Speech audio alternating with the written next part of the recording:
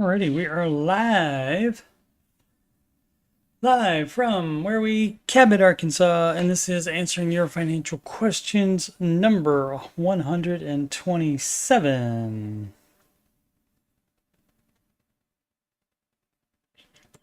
Okay, and sound works. Fabulous. It's always good when you can hear me. Alrighty. I am Coach Steve Money, and I am a Ramsey Solutions certified financial coach. If you've got money problems or you just want to make sure you're on the right track, you can schedule a free consultation with me at calendly.com/Coach Steve Money. Ready.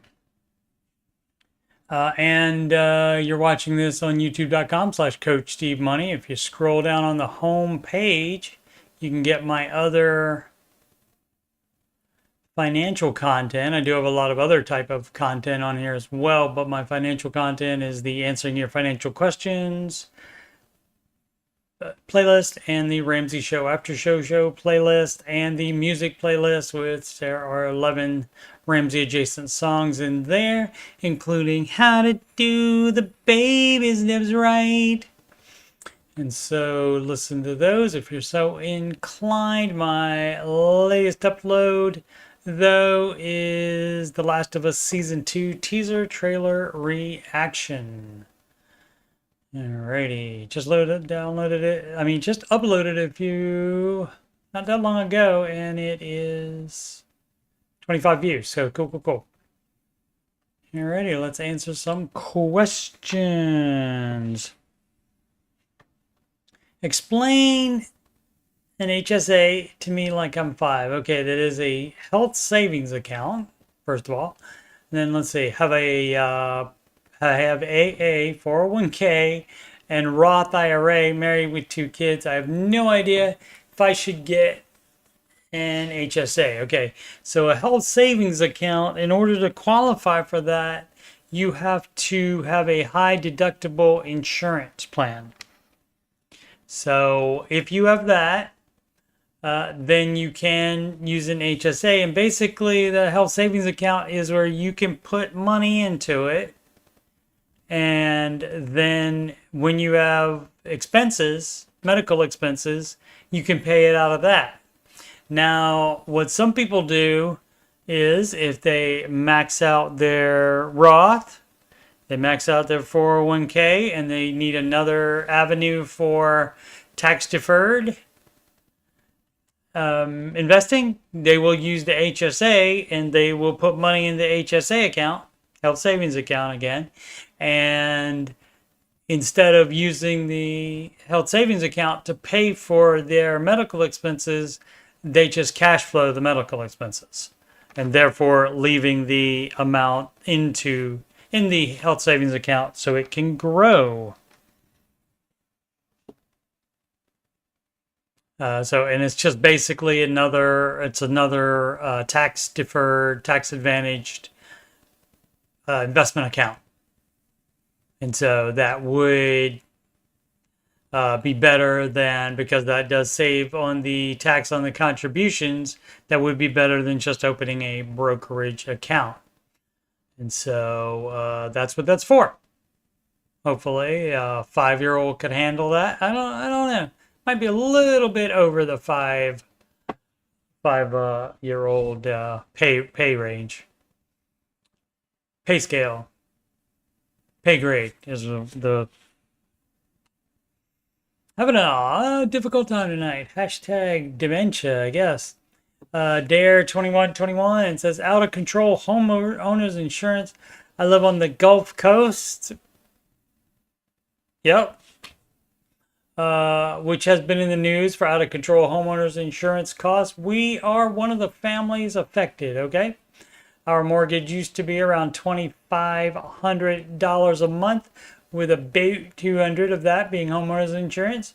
Over the past 3 years, our homeowners insurance has tripled twice, from approximately $2.2 to $6,600, $2,200 to $6,600. and to $18,000 a year.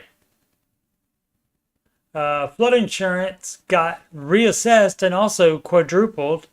My income hasn't gone up by near enough to make up the gap. My insurance is now $1,800 a month with no change in claims or coverage. $2,500 a month per month easily fit into my budget for a house. $4,100 doesn't. Right. We have tried shopping around.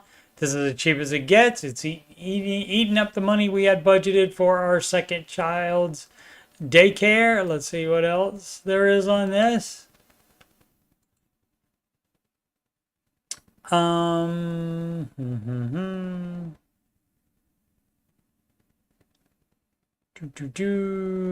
Child's Daycare, born just before the eye-popping $18,000 insurance bill, and combined with an unexpected $50,000 bill that demolished our emergency fund.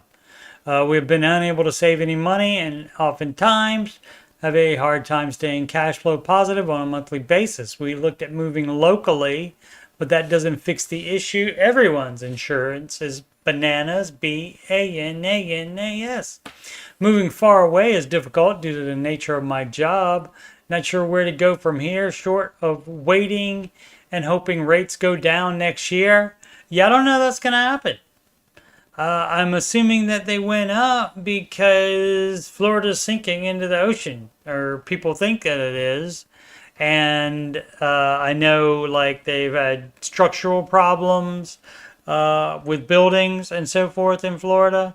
And so, you know, I mean, if they've had to pay out more insurance claims, then guess what? You're going to pay for that. They're not taking less money for that. They're going to make the same amount of money.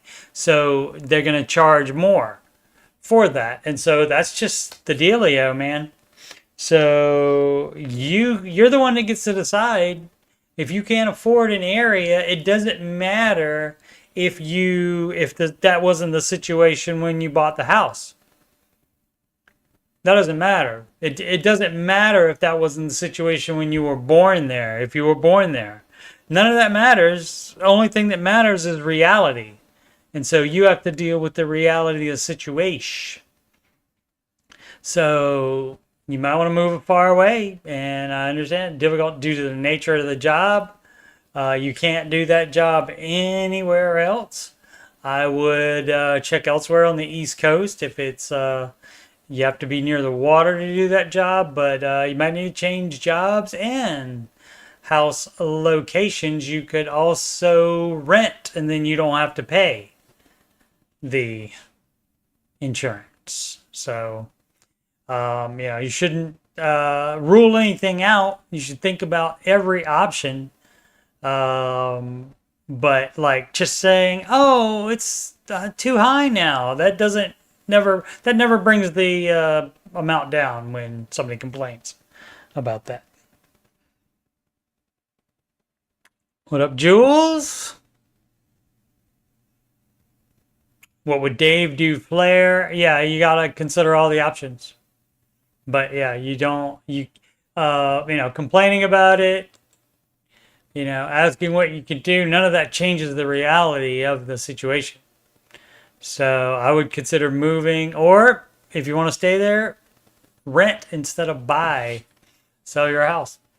And you might not get that much for that either because the insurance is so high. So other people are looking at that now before they buy. So that's going to move the price down maybe. Let's see. Pumas going U.S.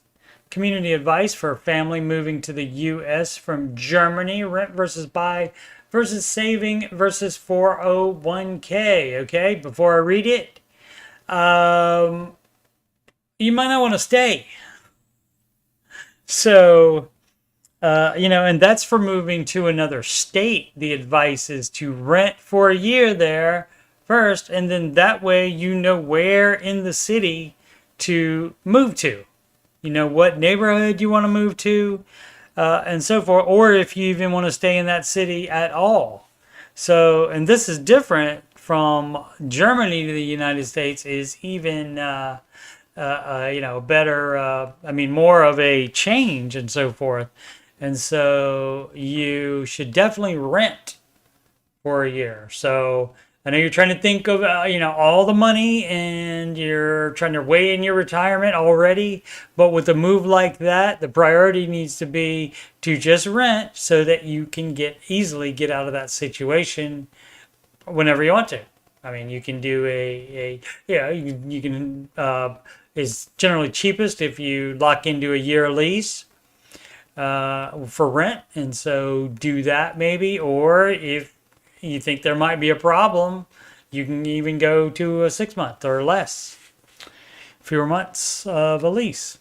But let's read it anyway.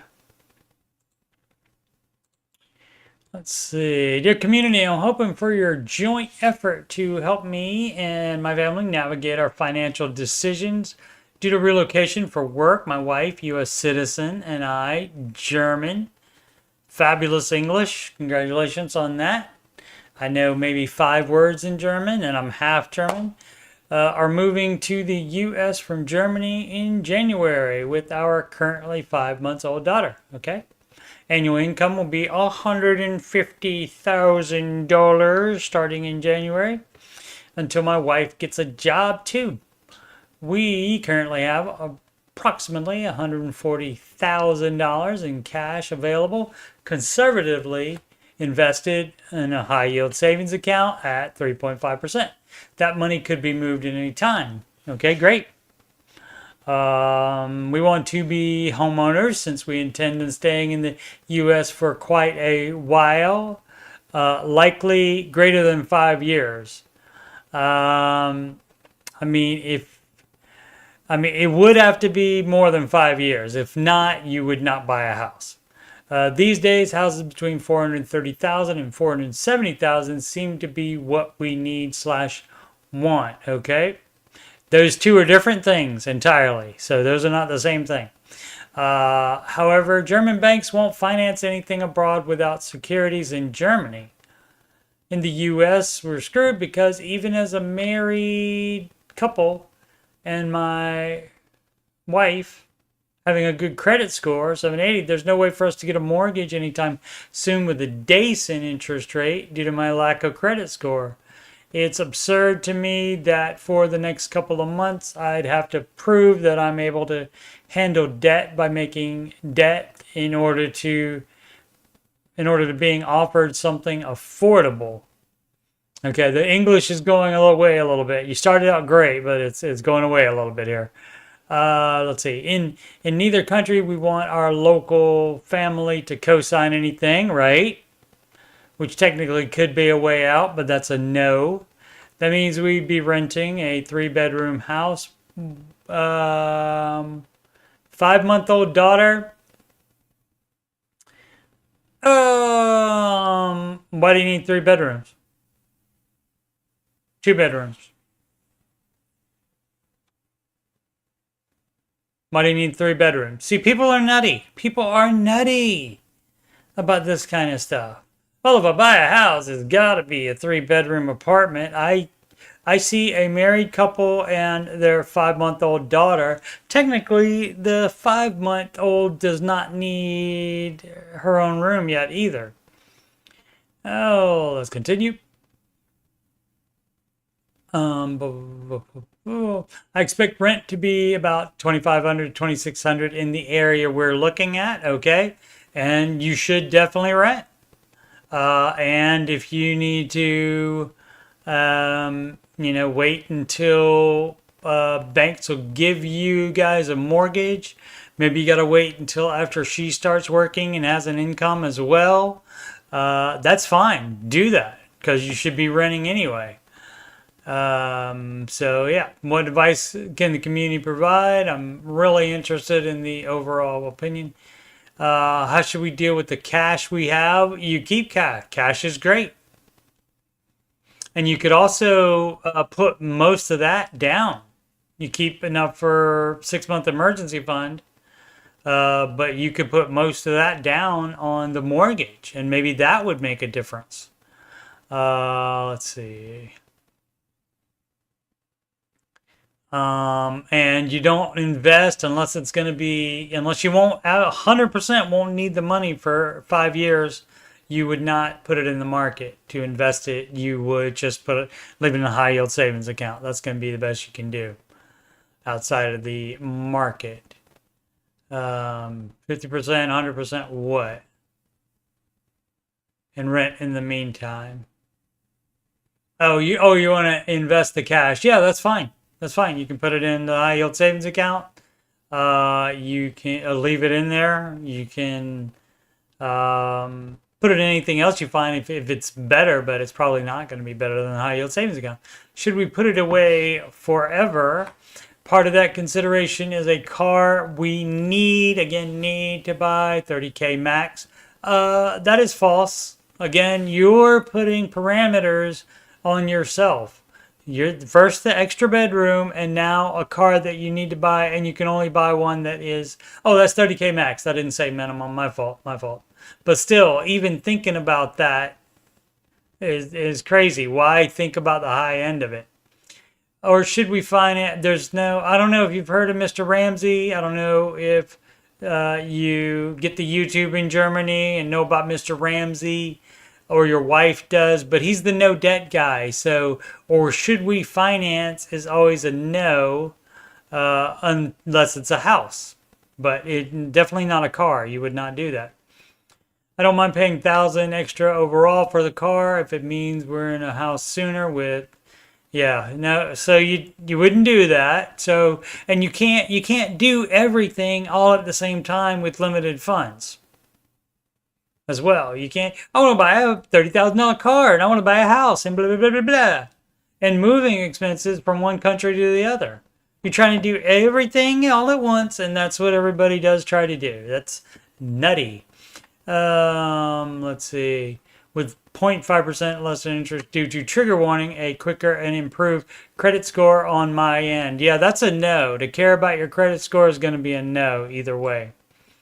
To what degree should we max out our 401ks in regard to wanting to own a house soon? Well, did you say age? Didn't say age, so but I'm assuming 5-month-old daughter, probably not that old. So you cannot invest at all and save for 2 years for that down payment, to put down a larger down payment. So you don't have to invest at all in the 401k. So, I mean, that's the advice. You're trying to do a lot. You're trying to do too much all at one time. So, and funds are limited. And in your case, you have even more issues because a German citizen, apparently the banks won't play ball with you right yet. So, maybe after you've lived in America for a while, and like I said, once the wife has an income as well, if that's going to happen, then maybe they'll look upon you more favorably. But otherwise, just rent. If you're definitely coming to America. So, I mean, German banks won't finance anything without securities in Germany. So you'd have to have money in Germany in order to for them to finance you something over here. So, yeah, I mean, I appreciate the situation you're in, but just like the high insurance in Florida, it not being fair is not going to change anything. But you're not really thinking about it in the Ramsey way either. And also, it's just because you're trying to do too much all at the same time.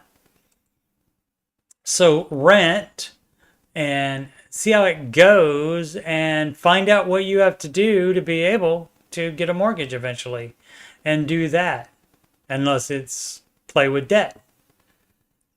My work computer, Reddit, debt free. What up, Aslan? Debt free. Awesome. Just made a final payment on a car loan. It was the last thing we had for the time for the first time in our lives. We're in our early 40s. We're officially debt free. Excellent. No credit cards, no car loans, no student loans. All gone. It feels fantastic. debt-free scream freedom. Mathematician any 7590 snowball. I understand the snowball method. Period. End of sentence. End of question. So if you understand it, then what's going on? All right, let's see. Understand snowball. However, I think I'm smarter than Ramsey's proven advice that's been good for 30 years, and he has millions of documented success stories. But I think, however, I know better. Does it make sense to not roll up extra payments on debts you pay off until you're financially more comfortable? What? To not roll up extra payments on debt. On debts. Until you're financially more comfortable. Example. Let's see what they're talking about. Maybe pay extra on all of them. No. Because that's not the snowball method. So you're doing it wrong. Example, if you have 5 credit cards and as you pay them off, instead of using a payment of the paid off card, you either put it in savings or okay, so that's debt leverage. So maybe you can understand that. That's debt leverage, and Mr. Ramsey is the no debt guy. Don't know if you've heard of him. Maybe you should listen to his show for 2 seconds, and then you would know that that's not a thing. So you can do what you want. More power to you, but this is not the proven way. There are no stats on how this crap that you want to do that you are suggesting here will work. Yeah, so you're going to put it in savings. So, and what, to make interest on it? Or to have a higher emergency fund? None of that stuff is correct. You see this list right here, baby steps? Yeah, that's what you should do. Let's see. Or you use it for everyday living.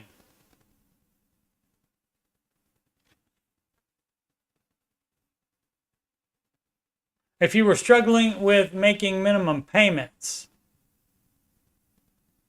Hope this makes sense. It does not. Not at all. Not at all. And I'm curious to the lengths of the dumbness here. I got to see if he added information.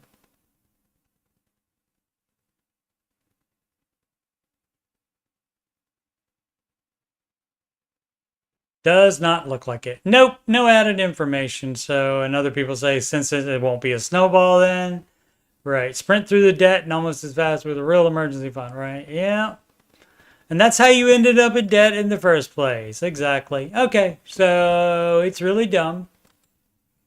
Maybe a troll, you never know. You just never know. Wanting student loans gone. In addition, what else am I missing? Let's see, this is Harry Ty, 1781. That was a good year, maybe. I don't know. Don't know what was going on there. Oh, let's see. Miss T. Bikini. Hasn't said you need to stay in a house 5+ years to make it worthwhile. That's right. Don't buy the house. Yep. Mr. Bikini has an income problem, but I don't want to drive into the office. Rather keep my remote job, but my expenses are more than my income right now. Well, you got to work more. Debt free, just don't have any extra income. Got to get extra income. Find a second remote job, maybe. And reduce any expenses. Change, Google the difference between want and need, and then any wants, you cut those out. Those can be cut out. You only need the needs. Oh no, I could cut expenses except not to eat or turn on the lights. Don't have anything to sell. What up, Robert G?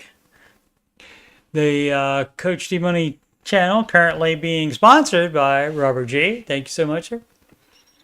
I was thinking about that, or work weekends. Yep. Yeah. More work is going to be it. If you don't have anything at all, you can cut. And I would love to see that budget to see if I can cut anything for you. Because some people get a blind spot and they confuse with their own personal situation, and they confuse want and need. All right, so this was from who? Oh, hey, Harry Ty 1781. Wanting student loans gone. In addition, what else am I missing? Hi all, hi guys. My partner and I, there's a business arrangement, and I make a combined $190,000 before taxes. I have about $115K in student loans currently in forbearance for just this month, unless extended by the government. Variable interest rate 4.5 to 7%. Pay those off. I have $10K in a traditional IRA and currently am enrolled into a pension per my employer, 8% per check, which I will soon be invested. Invested, not invested. I will be vested 100%. Our take-home pay is roughly $11K per month. Where's the money going? Where's the money going? Too much house, maybe. Let's see. Oh, no, rent. 2.25K a month. Okay, move down in rent if you can. Water and electricity, $400 a month. Dude. Water is fairly cheap. Electricity, I understand. If it's bigger and if it's a family instead of just one person, it might cost more, but $400 a month.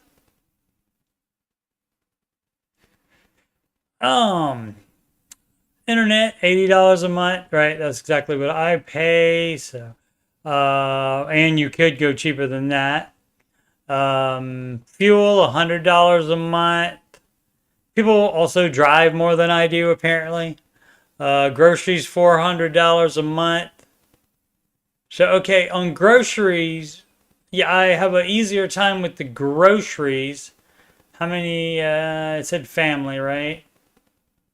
No, just partner. So, I mean, 400 a month. I could live with that easier than $400 a month on electricity. So something is happening very wrong there.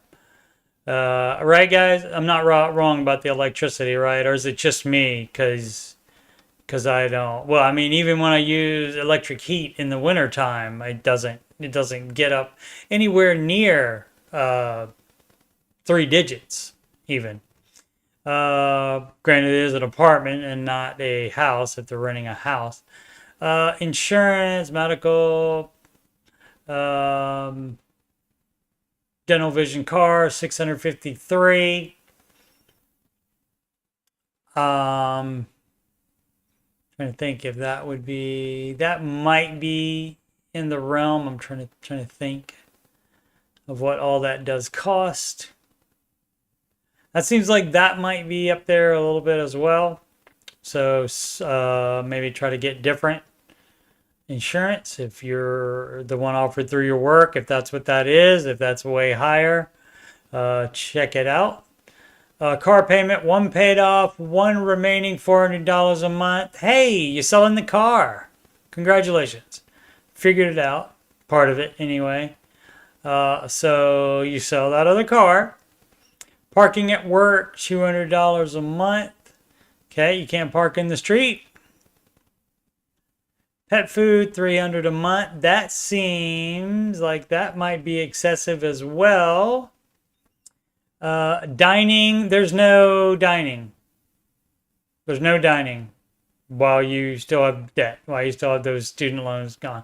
And you said you want the student loans gone. So again, this is just this person is delusional. Again, deluge. A lot of delulus going on there. Subscriptions, music, TV, fitness, work-related security, $192 per month. They're all gone, except why isn't your work paying for the work-related one? All those subscriptions are gone. Buy subscriptions. miscellaneous, accounting for worst case scenario for spending or entertainment. And that's a no too. No.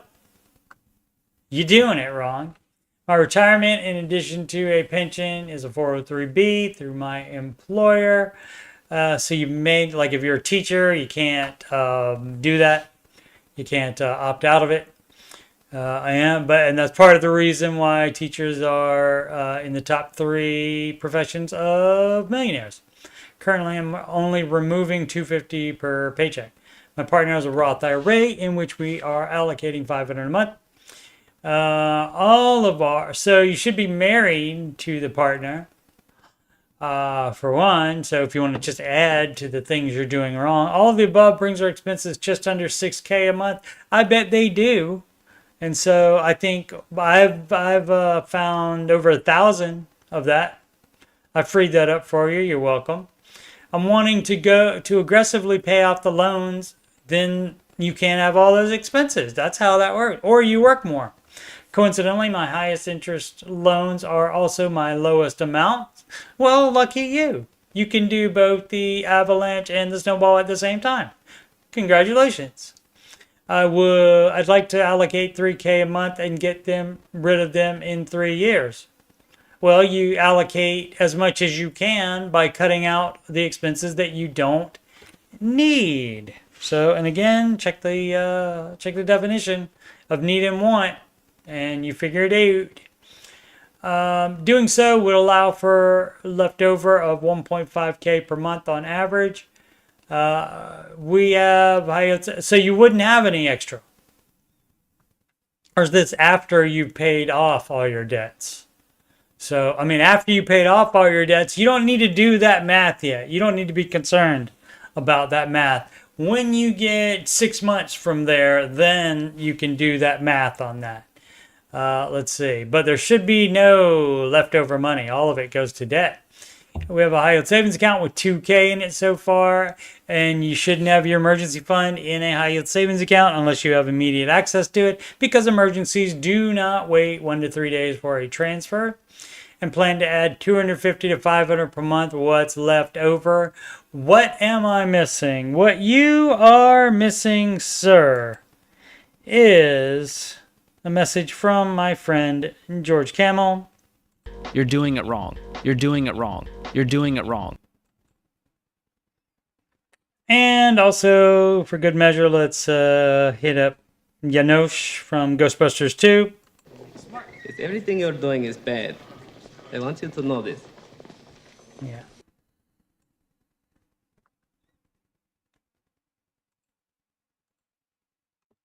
So yeah, everything you're doing is bad. So my advice would be to do the baby steps. To take Mr. Ramsey's advice is what I would do. Oh, let's see what the chat thinks about it.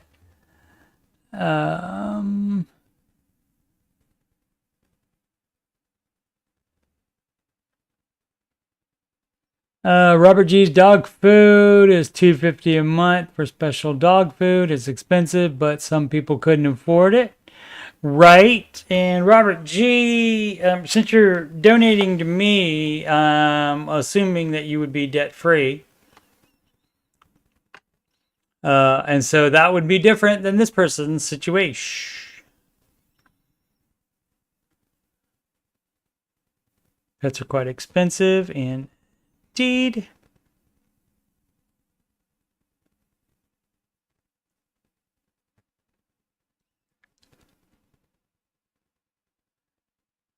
Robert G can't afford it. Dogs are worth it. All right. And the further you are along on the baby steps, the easier it is to afford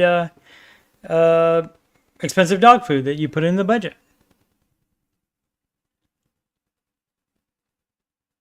They're trying to help me, Coach. Okay, great. Oh, so yeah, they're not so much answering, weighing in on this, but yeah, so that's fine. But yeah, it's just basically doing everything wrong, thinking about everything wrong.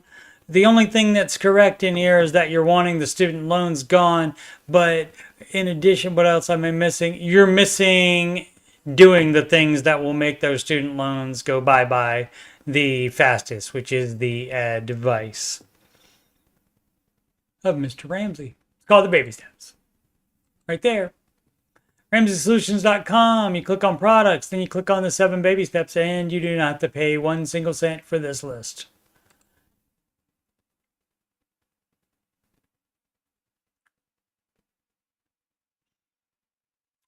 And I don't mind explaining to you all night how to do the baby steps right. Big addendum 1111, almost 26, still a baby, and thinking about doing an MBA with a net worth of $125,000. As the title says, thinking about doing an MBA, currently at a job I don't really like in finance for a GSE. I don't know what that is. Government security entity. I don't know what that means. Want to pivot to high finance and make more money for fire. Well, we don't really care about fire. You retire when you can afford to retire. And so you make the most money you can and then you retire. Right now, got 125K saved up, mainly with the 87K of that being 401K, 30K being Roth, with the remaining 10K split between small emergency funds and the checking account. All right. Also owe 2K on credit cards. Okay, so you're doing it wrong. You're debt leveraging those small emergency funds, and investing and so forth. Whatever else you're doing, you're debt leveraging that by having debt. And so that would be no. But I paid that off monthly, so not carrying a balance or anything. Still not advised. Don't have any debts of any kind. Kind of because parents helped me finance my undergrad. Great. Parents said they would support me in my MBA, just not sure how much. Right? Really don't want to take out loans. Well, you don't. That's how you do that. You just don't. And not taking out student loans is more important than doing the MBA. You pay for the MBA yourself. Any parent help your parents want to give you, that's fine. As long as there's no money issues there and not going to be any drama because of it. So you just don't. Also don't want to stay at this company long term. Tough. You got to work. Well, get another job. That's all you got to do. I mean, 96K annually in a high cost of living area, and realistically wanna. And let's see, is it going to be somebody else that wants to do everything all at the same time? Realistically, want to make 200K out of MBA. It's possible. Some of them can make that. It's not 100% guaranteed, though. It's not 100% guaranteed that you will get out of that MBA alive. Well, not alive, but you may not get the MBA. People do flunk out. Don't really see another way to make 200K a year or in 2 years without doing an MBA. Well, it's not guaranteed even if you do the MBA. My plan is to try to not touch the money saved up in NW, net worth. What is that? Net worth of 120. Okay. All right. No, you would use that to pay for the MBA and borrow from my. Oh, so if it's a borrowing from the parents, that's a no. It has to be a gift from them. If it's not the gift, no. So that's a no. Any idea? That was a no in case you missed it. Any ideas? I feel like 125K invested basically in IVV and QQQ. People love to say their favorite funds.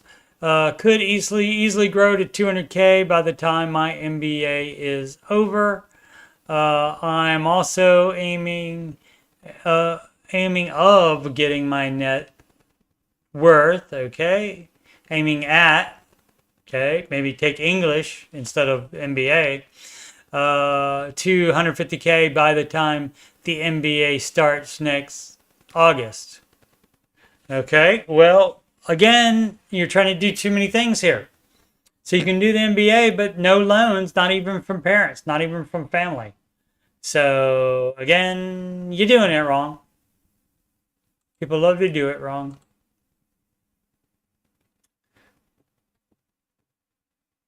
Cause see, the thing that he's thinking about is fixed income, retire early, and that is all that matters to him. And so anything else doesn't matter. So that's all he's focused on. So, oh, I got to do something to get to that, to get to this amount of money. Well, do the best you can, sure.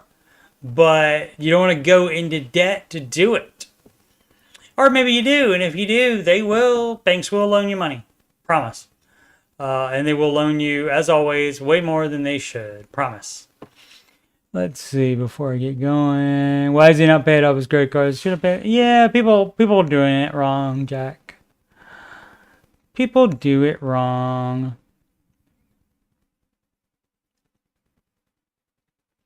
Boom.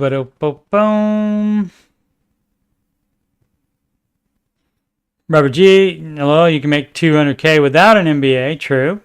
Working finance, you can make 150 to 200 easily. Yeah, you can. There's a lot of jobs where you can do that. But, they get it in their mind. They get the fire in their mind. And then they think, oh, well, you got to have an MBA to do it. And then that's what they get locked into. They get tunnel vision on their little plan and them asking about it on a Reddit that they just want somebody to agree with them most times. Mostly. Texco Man. Okay. Selling employee stock. I have $25,000 in company stock awarded to me, and I owe $30K in debt. I live in Colorado and will pay 4.4% state income tax. Would I also pay an additional percentage for my tax bracket as I make $110K? So the state income, company stock awarded to you, that depends on that.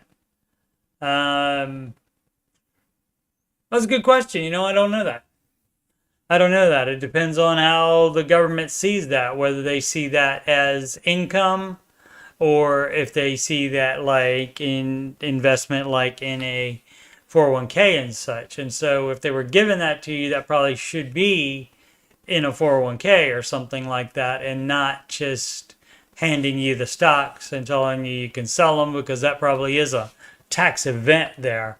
And the fact you have to pay state income tax on it, I'm going to go ahead and guess you have to pay federal income tax on it as well.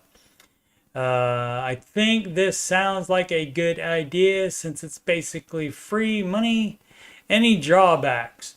Yeah, you got to pay the taxes on it. But it is always advised to sell single stocks anyway, because there's too much risk in those. Mutual funds only. But if they're giving it to you, why not? And so it's still going to be more money than you had before. So 4.4% state income and tax, and then your tax bracket amount on 25, and then you get to keep the rest. And so that's still, you could pay that off. Is that why are you trying to pay it to? Oh, 30K in debt. So yeah, you can still pay off some of it. Robert G, $9.99 on the super chat. Thank you so much. I wasn't kidding. I wasn't capping when I said Robert G is sponsoring the Coach Steve Money channel at present. Maybe forever. Let's see. I feel like every single question you just need to play The Price is Right orange sound. Yeah, that's true. And I don't have that queued up. Sorry. I normally do have that queued up where I could play that, but I can do it.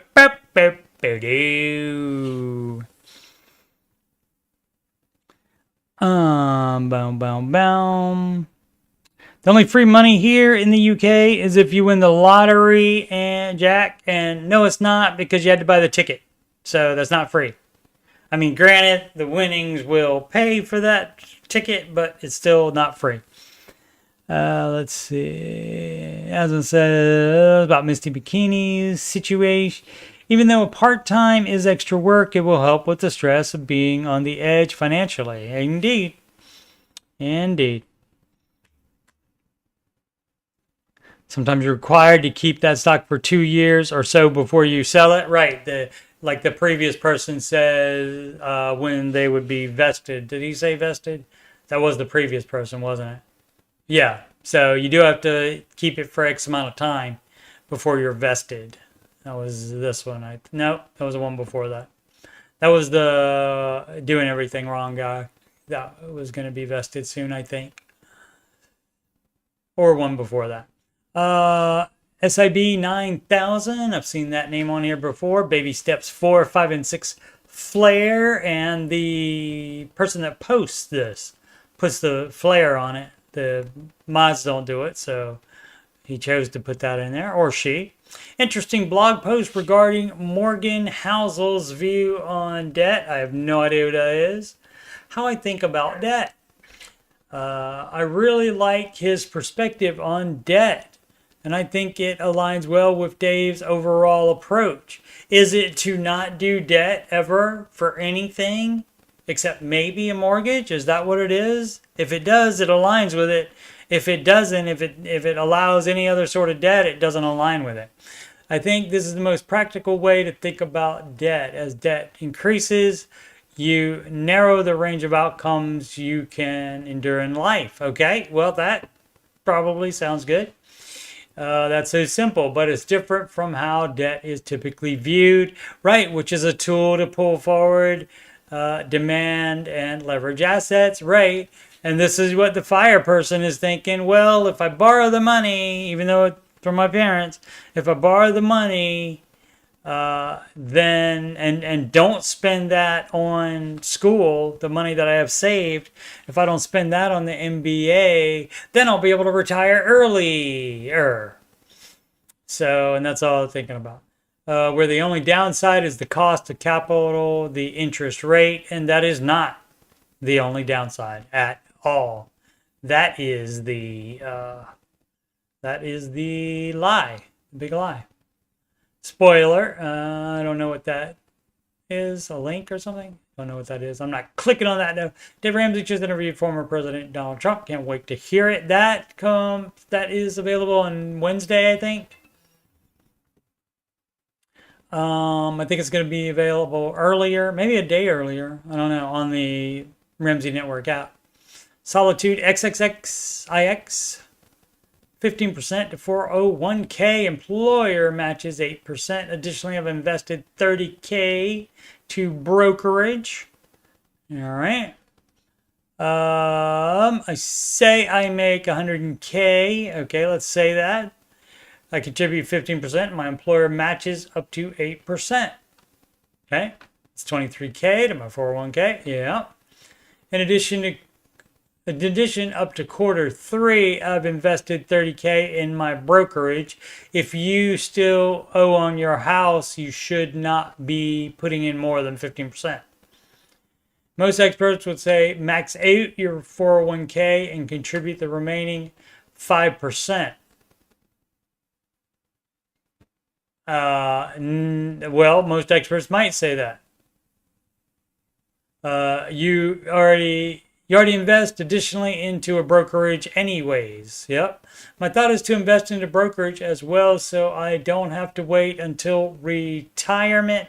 Thoughts? If you're going to need that money before retirement, you do not put it into a retirement account. So yeah, that's fine actually. So, but you shouldn't be investing at all more than the 15% until your house is paid off. So, but doesn't say whether that is the case or not. Oh, meant that you pay no taxes if you win the lottery. Oh yeah. Well, in in the United States, you do have to pay taxes, even if you win the lottery. Cars supposed to be one of the biggest reasons that Americans never become financially independent. Yep. I'm looking in social groups in your area, meetup. Yeah, I mean, social is good, and that's of course why I do the chat thing all the time, and part of why I started my channel. You know, because talking with you guys in the chat and so forth. You know, that's social. Demented and sad, but social. That's from the Breakfast Club. She does belong to some pre-group groups, which is very thankful for, specifically for widows. Great. Yeah, it's not fun to be alone generally. Because I saw, what did I say? I saw an article the other day that said men that are alone, men that live alone, basically they start to lose ties with everybody else in the world. And so that is interesting. I do see how that could happen. You know, I mean, you gotta get out and go where the people are, or at least online, and talk to people. Anyone else going? I don't think so. I don't think anybody in the chat, or not the regulars anyway, are going. Robert G, you going? Okay. Coconut 7878. Premarital advice for girlfriend's debt. Okay, and so that's a no. I know I should read the question first, but that's going to be a no. And they put, what would Dave do on here as well? So that's a no, dog. Let's see what's up with this. Premarital advice for girlfriend's debt. That means you let her pay off her debt while she's your girlfriend. And then I'm assuming you're engaged already, since you call it premarital. And you keep doing your baby steps. And then once you are married, then at that point, you are on baby step 2 then, if the girlfriend's advice. Also, girlfriend is one word. Hey guys. Hi guys.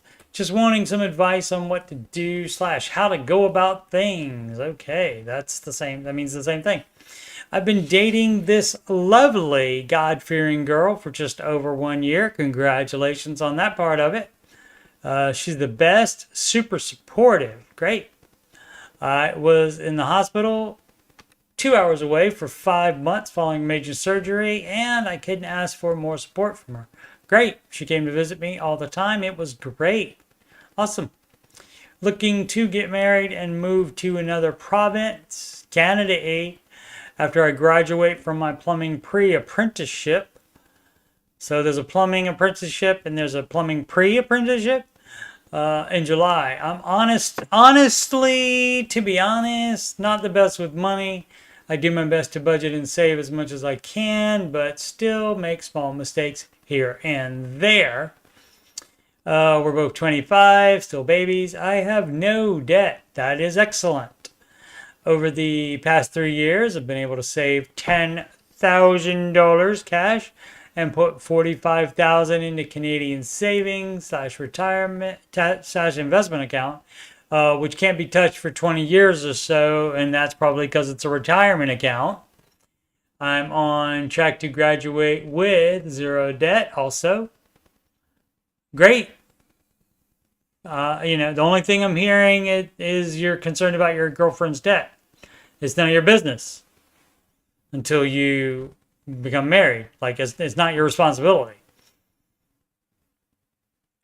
Because sometimes, guess what? Sometimes when you plan a wedding and stuff, when you get engaged and stuff like that, and you plan a wedding, sometimes you end up not getting married. The same way that if you go to college, take out student loans, even if you pay for it in cash, sometimes you don't graduate. And so then any money spent is a waste, basically. Let's see. I would love to go use the 10K saved for down payment on an apartment in the 55 to 75K range. Pay off in a year or two, then continue to build wealth. Pay what? Oh, buy the apartment? Oh, so you're buying an apartment. Okay. Yeah, that's much more common apparently in non-United States places.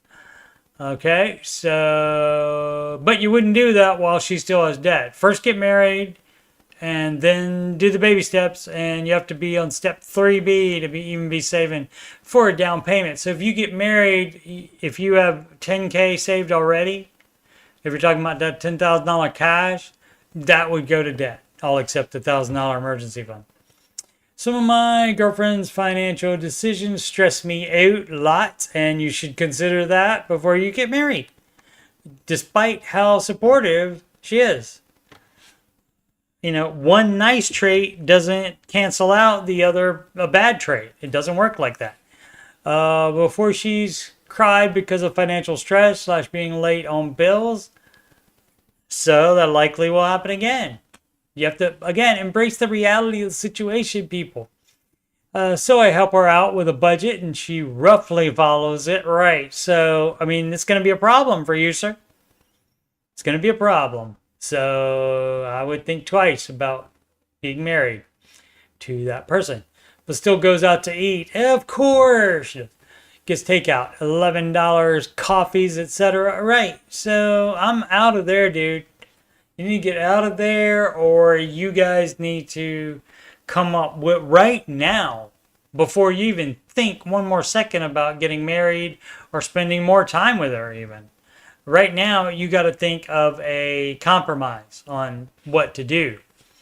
She just paid off 17K student debt. That's great. But a while ago, she bought a $16,000 car with $5,000 down. Dude. She still owes about 10K on the car and is comfortable writing out the minimum monthly payments. Dude, until it's paid off. And that makes me a bit uncomfortable. Yeah, it should. Why didn't you should have led with all that instead of you wanting advice for her debt. I guess it's good you asked, because the answer is nothing. Let's see, where were we? I've talked about all the options with her for when we get married about how to rid of debt, and she seems pretty set on keeping the car and writing out the minimum monthly payments. So basically you said, well, this is also, I love people like this. This is not her problem. This part is your problem, where you, just because you think that this is the right answer, following Dave's advice, which I will agree with you on that, but you think that because it's the right answer, that she should just shut up and follow it, or something like that, is the way you're phrasing it here. So let's see. Pretty set on giving the car and writing out my monthly payments. About $280 for the car note. Yeah. I've been ill since I was young, 50 plus surgeries. That's a lot of surgeries. And I'm just now in the place where I'm about to do school and work a full-time career. It took me very long. Took my very long time, okay? And lots of sacrifice to save up money for my / our future. Well, I mean, unless you guys can decide a compromise on finances, there shouldn't be any our future. And I mean, you can be friends, but that generally doesn't work out that well. And I'd hate to see all that disappear for a car. Right.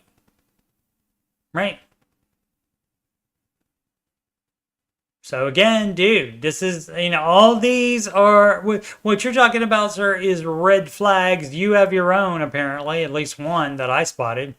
But these are red flags, and you need to check those out before you get married.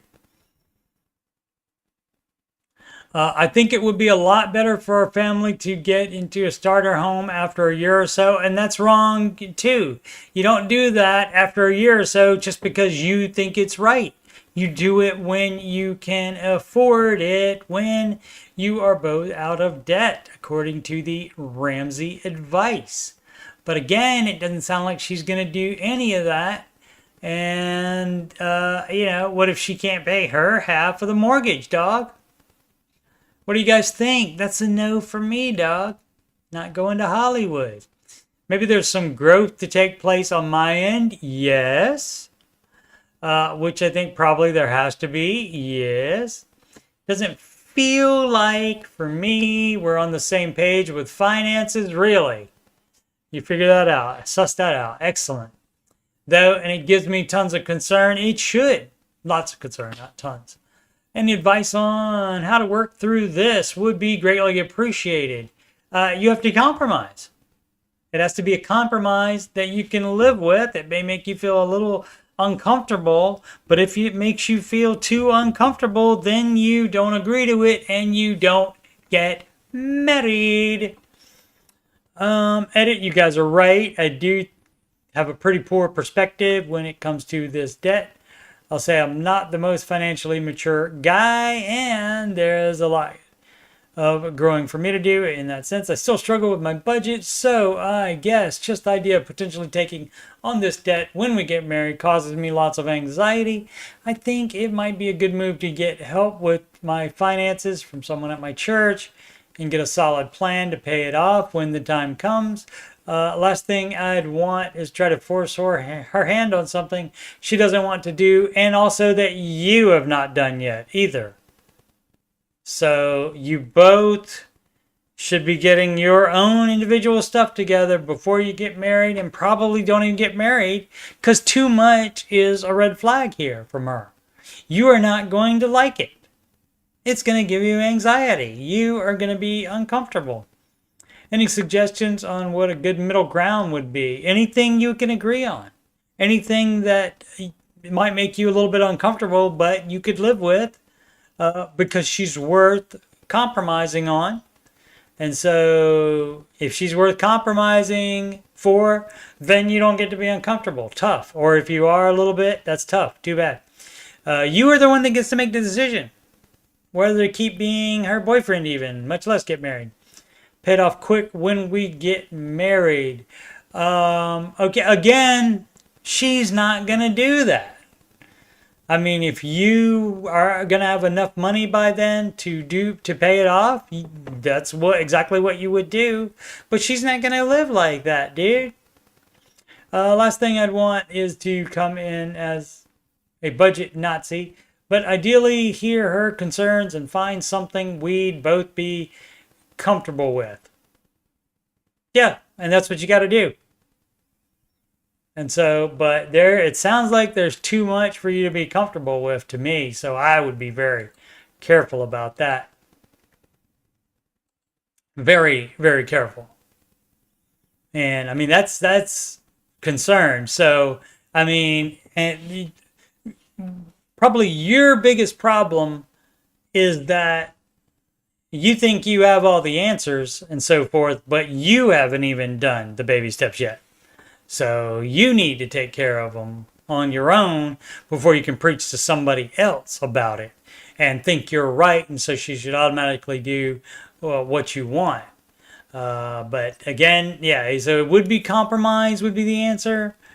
But I would be very careful, and I'm leaning towards no. Granted, I only have the information that you typed in, and obviously we don't have her side of it, but she seems like a little bit of a princess, maybe, even if just a little bit, and so you're not going to be comfortable with that. Robert G says people don't want help, they just want to complain. Yeah, I mean, that's what the Reddit's for, mostly. Boom, boom, boom. He's been a God-fearing girl. I guess just a Christian, and perhaps he is as well. I moved to a very rural area. So, the the Bible says neither borrower is slave to the lender. So she's not afraid. She's not afraid of that part of the Bible, apparently.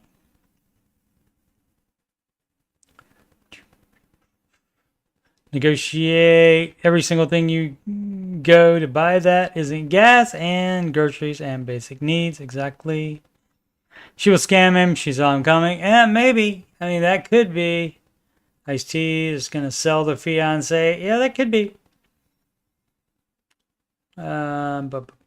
Halloween started early, and she said, trick, I gotcha. Yeah, somebody had, there's like a trailer park just off the highway. I think I said this on a stream before, but they had skeletons and other Halloween decorations up on September 1. So they are ready for some Halloween. She is the weakest link. Goodbye. Yeah, I didn't do much of a British accent there, but I did get the tone of it, I think. It's bad we need marriage counseling before you're even married. Yeah, I mean, that's the best time for it, though. So you don't get married if you shouldn't. This marriage would be as successful as Pamela Anderson and Kid Rock's marriage. I didn't even remember them being married. Probably was not long. Let's see what this is. Kano, your debt is an emergency. True, but you don't use your emergency fund to pay it. Great old article from Mr. Money Mustache. Okay. If you borrow even $1 for anything other than your primary house or a profitable investment, that's still a no. Profitable investment, still a no for Mr. Ramsey. So Mr. Ramsey doubles down on Mr. Money Mustache. The very next dollar you can get your hands on should go to paying that back. You don't space it out all nice and casual. You don't do it at all. This is like debt leverage they're talking here, and maybe a little bit more responsible debt leverage than most people do it. But still, that's a no from Dave, Doug. Commercial ad, 5161, frequent poster on here. No safety net while paying debt. That's correct. Actually, that's not correct. You do have a $1,000 emergency fund. I'll try to keep this short, and did not satisfy the post. At least put one more character than allowed. Not that much, though. Let's see. I'll try to keep this short. I've posted in here several times about my student loans and what I want to do. Some have been deleted because they've just dissolved into fights. Yeah, well, can we please avoid that? Let's be nice. I mean, this could be just a troll trying to keep that happening. 2 student loans left, $500 and $2,400 savings, $2,000 emergency funds. Should only be $1,000. I'll pay the $500 loan with next paycheck. Any reason I can't just throw all my savings at $2,400 loan? No, you keep $1,000 emergency fund. In the past, I've wanted to skip baby step 2 and do baby step 3. That's a no as well. Now I want to backtrack and skip baby step 1 and finish up baby step 2. That's a no as well. Not worried about emergencies, and it doesn't matter. Doesn't matter. The advice is the advice. You can do whatever you want, sir. You even put the baby step 2 flare on there, so there you go. But, people can do what they want to do. You don't have to run it by the subreddit. So that might be, this one is an ad. It says promoted. Euphoric Bluebird, 95 financial advisors. Edward Jones versus Ramsey guy. Okay, let's see what this is going. What is going on with this here? What time is it? Oh man, see, it's so I don't even look until the hour is up, and then it's like it hasn't been an hour yet. No way. Having too much fun. Having a dilemma about choosing to stay with our current Edward Jones financial advisor or go with a Ramsey trusted advisor. The bulk of our retirement assets are in my husband's 401k, Vanguard, or something he manages on his own. Okay. And has done well with. He's just shy of $1 million in there. If it's making more than S&P 500, 10%. If it's making more than 10% average, excuse me, per year, then he's doing fine managing on his own. I have a total of $100,000 in a traditional IRA and 2 Roths that are with Edward Jones. We looked into switching to a Ramsey trusted guy and we liked him, but since his 401k is already set and managed and I only have 100k in Edward Jones investment, we weren't sure if it was worth the cost. 3%, I think. Yeah, you can get some that are 1%, but I can't guarantee you. Nobody can guarantee you that he will even make you that extra 3% of having him manage 100k in funds for us. So yeah, so I can't. Nobody can tell you that. He would have to tell you like what he's planning on doing with it. I'm not unhappy with Edward Jones per se, although we have been shuttled around with advisors a lot in the past. Interesting. We seem to be holding steady to the current one, and she is basically fine. Keep reading. Okay, the biggest issue I had was that one of my Edward Jones advisors years ago when I was young and we were dumb sold me a LIRP, variable life insurance policy, whole life, yeah. Well, it was initially, let's see, my recent advisor without throwing the old advisor under the bus, basically got me out of it great after paying 2 years. But here's the rub, put me in a VUL plan, and that's the same dumb crap. So this is what this is you, the other advisor got you out of the frying pan, but threw you into the fire. That's so dumb. I thought this was great till I started listening to Dave. Yeah, it's the same dumb crap. After years of paying these BS premiums, I was like 31 when I bought it initially. I saw the light and cashed it out and paid off our debt with the funds. Great. The cash out was like 47K. If I'm now 47 years old. The thing that made me want to switch advisors was that my current advisor was trying to convince me that the VUL velocity something like, I can't remember what it is, but it's all based on whole life insurance, really was a good product, and it had long-term care rider on it, blah blah blah. Right, they're full of crap. Of course, I'm horrified at my stupid decision, right? Thinking, why weren't any of these idiots having me max out a Roth starting at 31 years old? Okay, so having you max out a Roth IRA probably doesn't make them as much money as this freaking whole life crap. So, and that's what it is. And unfortunately, even the Ramsey trusted advisors, the SmartVestor Pros, they can give all the right answers to the vetting team at Ramsey, but then once they start getting the referrals and stuff, they start looking at how they can make the most money, and their halos slip at that point, and they don't take care of their clients because they offer them that crap because it makes them money. Let's see, did I wrote my trust in there, and so that's fine. But again, yeah. So this is better at least than just being switched to another Edward Jones person, because at least they've been vetted by the Ramsey team. But unfortunately, some halos do slip on these SmartVestors and other Ramsey vetted people. They do like get rid of them, or I don't know what they do, but they do something about it. Dave does something about it if he finds out about it, because every once in a while in the chat somebody complains about it, and every once in a while somebody calls and complains about it as well. And he says, I'm going to put you on hold. You talk to the screener and tell him or her the person's name so that we can take care of this. Let's see, she did try to talk me out of cashing it in. Yep, the math doesn't math for me. That's right. So you're smarter than those people are at Edward Jones apparently. The other thing is years of working in a physically taxing job. I took medical All right, so I don't want to read the rest of it. I know you got your chronic pain. I know you have this stuff.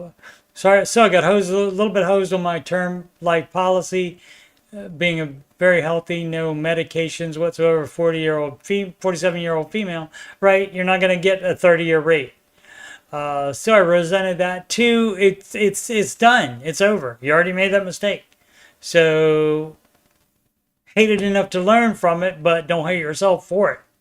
So all you have to do is not do dumb decisions like that, because now you know better. Very cheap term insurance years ago. Had you know, right? You can't change it. Can't change it unless you're going to invent a DeLorean time travel machine. You cannot do anything about it. Taking all this into account, I just don't know if I should bite the bullet and switch. Again, I can't guarantee you that the person you get switched to would be any better just because he's a Ramsey SmartVestor Pro. I mean, I think you would have a little bit better chance of a SmartVestor Pro giving you the Dave advice, but it's not 100% guaranteed, unfortunately. Only 6% of managed funds beat the market indexes. All right, Aslan, Dave says it's 40%. Now, he's not saying that you don't ever have to change them. So, if you're going to be what I call lazy and never want to change your managed funds, if they stop outperforming the index, then sure, go ahead and do that. 1 to 1.25% were kind of standard for managed funds. Yeah, but if the managed fund makes 7% more than the index fund, it can cover the difference between the 1.25% and the point something percent that the S&P 500 does, that the index funds do. Robert G says people just put too much faith in advisors. You got to understand what's going on. Right, and that's what I said. If his Roth is beating the index, check that against your Edward Jones percentages that it's making. And if your husband's stuff is running fine, he sounds like he knows what he's doing.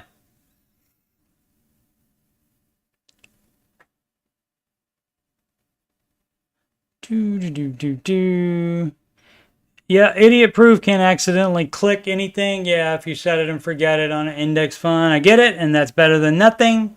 So if you want to do that, but you're leaving a lot of money on the table.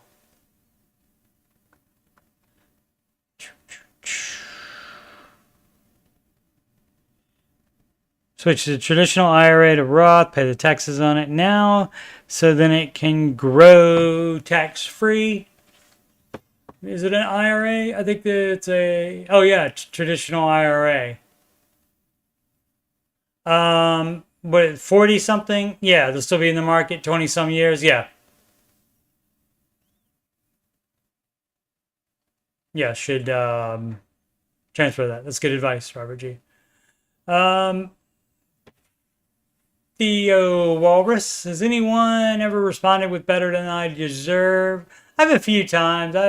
That's one that I don't pick up on that much. That I haven't parroted as much. But every so often. I'm curious if anyone has ever said this to you, and have you ever understood their Ramsey fans? Not necessarily. I don't know if they are or not. There's been some actors and some people on podcasts and so forth that have said better than I deserve before. So I don't know that Dave, just like common sense, I don't know that Dave has I know he's known for saying that all the time, but I don't think he has a trademark on that. Let's see. Let's do what? Let's do one. Oh well, 11 minutes to go. Might as well do 2 hours. No, hour and a half. Isa Robs. Mortgage paid off. Credit score dropped. That's gonna happen. We don't care. Doesn't matter. Let's see. Paid off my mortgage and my credit score dropped 29 points the same day. That's interesting. How ridiculous is that? Not very. It also doesn't matter. Thank you for all the positive comments. I'm absolutely happy to have my house paid off and I have no other debt. For a little more info, experience sends me information when there are changes in my credit. I look at my account activity occasionally, which is why I saw the score drop. I do think the way credit scores are calculated is ridiculous. They sure are. Guess what? You can opt out of that. Freeze your credit score. You don't need it anymore. You got your mortgage paid off. You don't need a credit score anymore. Freeze it. And then there won't be any activity to report to you. Aggravating comb 3109, 70 plus years, pay off mortgage or invest. If you're going to stay in that particular house, pay off the mortgage. He is a little over 70 years old and receives a little over $11K per month in retirement via Social Security. 11K is not bad. And disability. His primary home is paid off, and it's a toy, an investment property. So that's a no. Sell it. You don't start getting investment properties at 70 years old. I know Dave always says, what's the guy's name? Something Kathy from Chick-fil-A. It sounds like a girl's name, I think, like Charlotte or something like that. Kathy. And he said he never fried any chicken until he was 70 years old. But I would not become a landlord with investment property at 70 years old. And like at 70 years old, theoretically, maybe you get to 100, so you got to live 30 more years, maybe. But that should be invested if you don't need it to live on, for sure. 575. A 460K 15-year note. Yeah, you don't sign up for $460,000 in debt at age 70, so that's a no. His son currently lives, especially if it's an investment property, that's a no. That's business. And you don't do anything business with loans. That's a no. Son currently lives in the home rent-free, of course, as he is between jobs, of course, but plans to pay $2.5K in rent. Plans, of course. He currently has a high-yield savings account at 4.5% with enough to pay off the mortgage of the second home. Yes. Yes, if he wants to keep it, yes, I would sell the house. I would sell that. And not get into that. And, if you want to be more, you can put it in bonds or whatever else. Target date fund for like 10, just something that's good for 10 years. You got your options. The option is to sell it, is what I would suggest. If he insists on keeping it, some 70-year-old people you can't tell anything to. If you insist on keeping it, you would drop the high yield savings account with the 4.5% to pay off the mortgage, because even if he normally wouldn't do that, he doesn't have the math working in his favor here because the note is 6.625. So the math eventually won't even catch up with there being a difference in the high yield savings account making more than the mortgage interest is costing. So that would be a no for me, dog. So either sell it or pay it off. And again, I wouldn't go into being a landlord right now, much less when I would get to 70. My goodness. Boom, boom, boom.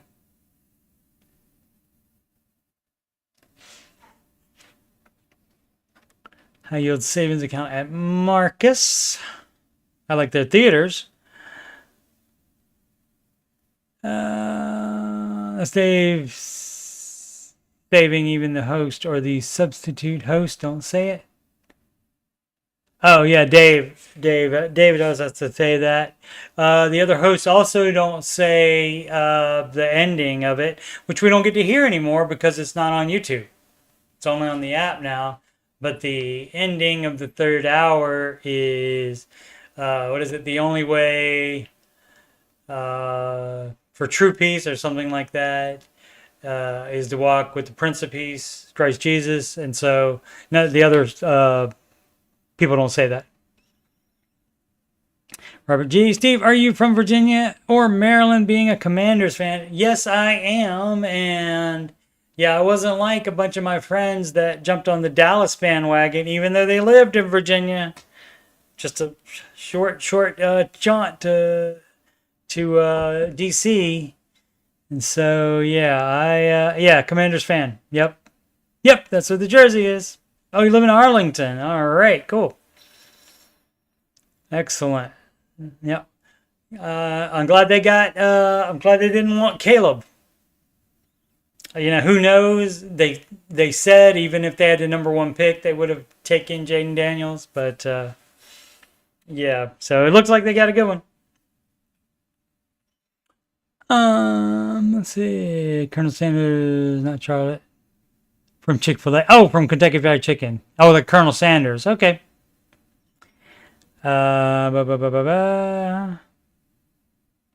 Keep it for 4 to 6 months. Let his son have time to move, then sell it in spring of 2025. All right. I mean, you do that as a favor to the son, but I wouldn't. You're not, at 70, you're not beholden because your son's out of work. If you're 70, your son is an adult. And so needs to do some adulting instead of having 70-year-old dad take care of him.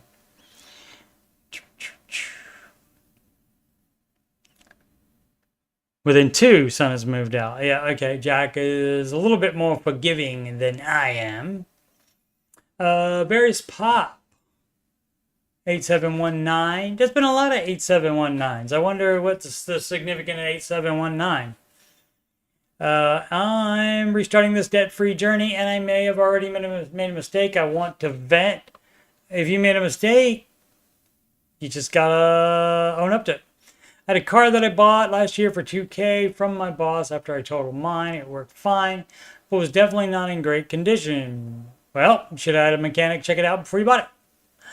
It may have lasted many years to come, but I'm not sure. I sold it for $1,000 to a kid.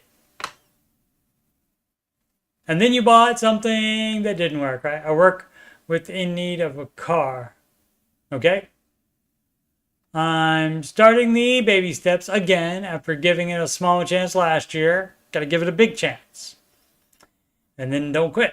I put the $1,000 directly into savings, so now I'm on baby step 2. Guys, I'm now in $34,000 debt after taking my siblings' old car that's under my parents' names. And so everything, all of this is bad too. You don't do any of that. You don't take over payments for somebody, especially if it's still in their names. That is so dumb. That is you did really make a bad mistake. So you need to call yourself an idiot, and then you need to fix the situation by getting out of it if you can.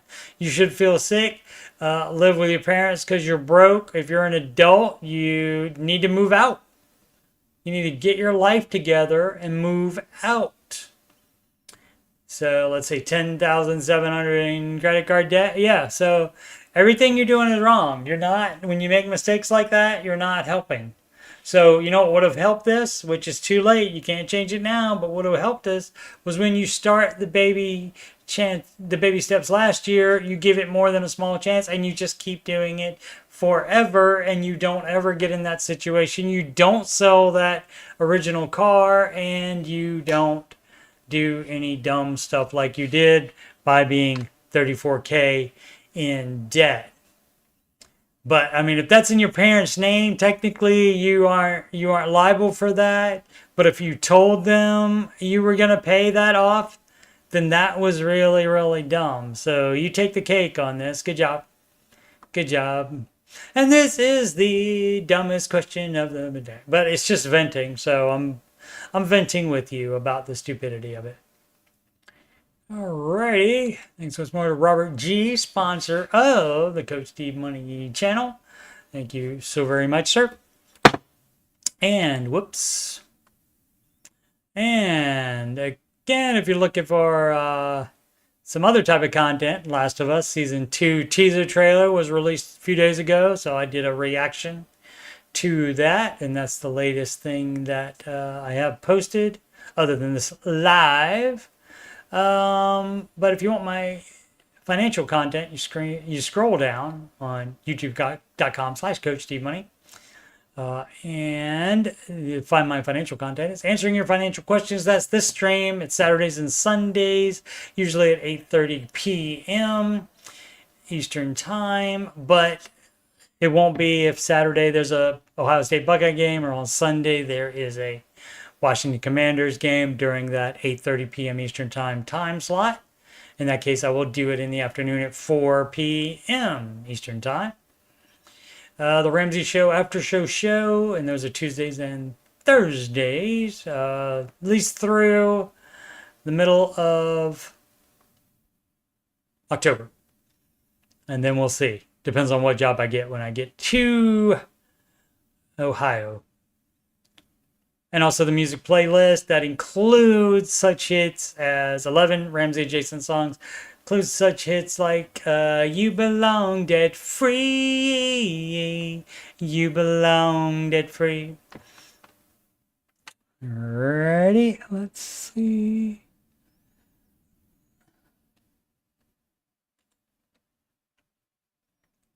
Plugs off. Plugs back on in a second.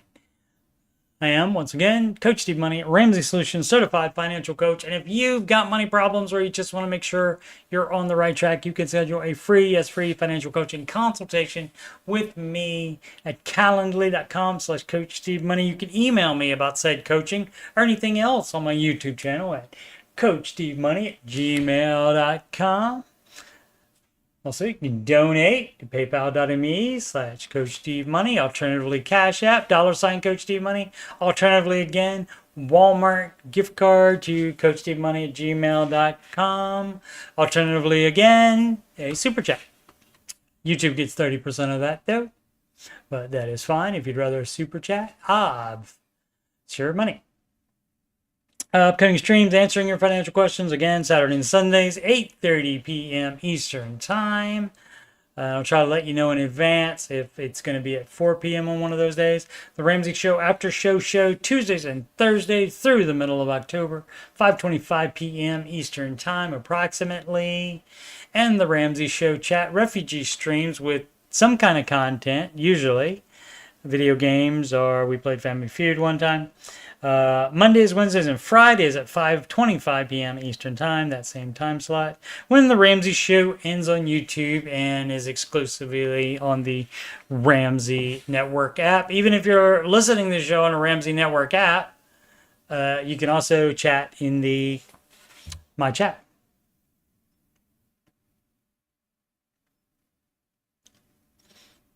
All right. So thanks again. Thanks for everybody watching now live and that will watch later. Much appreciated. Please subscribe, like, and comment. If you've done that already, thank you so very much. If you haven't, please consider it. Ready? And of course, make smart financial decisions every day.